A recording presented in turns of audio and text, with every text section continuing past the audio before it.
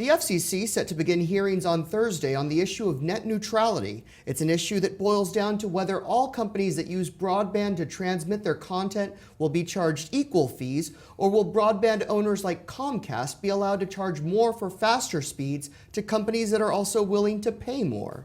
TheStreet's deputy managing editor, Lazaroff, has details. Now, Leon, this is shaping up to be a battle between broadband providers like Comcast, Verizon, and AT&T. Then you've got the entertainment companies like 21st Century Fox and Disney. But then on the other side, you've also got companies like Google and Facebook. So who's likely to be the winner here?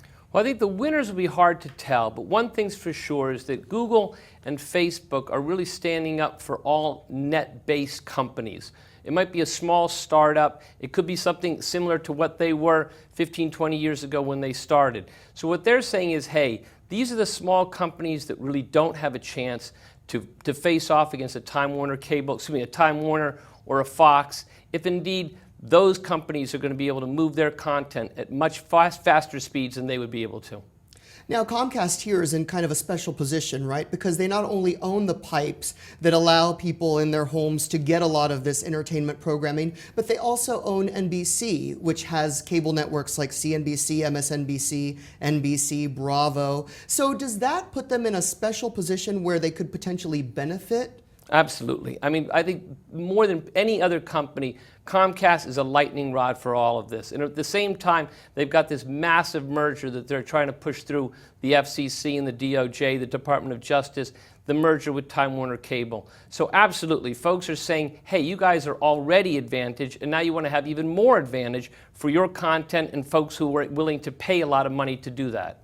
And so at the end of the day, how will this boil down for consumers? Will they have to pay more to get some of this entertainment content? Well, I think that's absolutely a great question. I think this is the kind of thing you're already seeing. Netflix just this month increased their fees for one of their tiers up $1.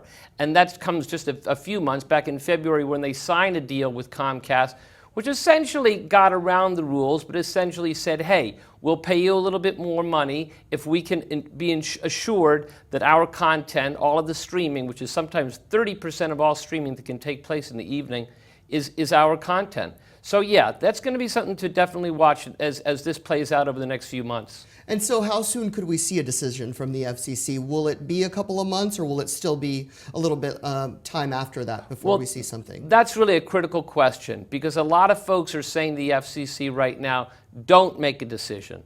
Don't come down hard either way. Let this play out a little bit more. So they could go either way. They are under some kind of pressure because their order, the Open Internet order from 2010 was overruled by the DC Circuit Court back in January, so they have to put something forward. But it's unclear as to how quickly they plan to move on that. Leon, we'll stay tuned. Thank you so much. Thanks for having me.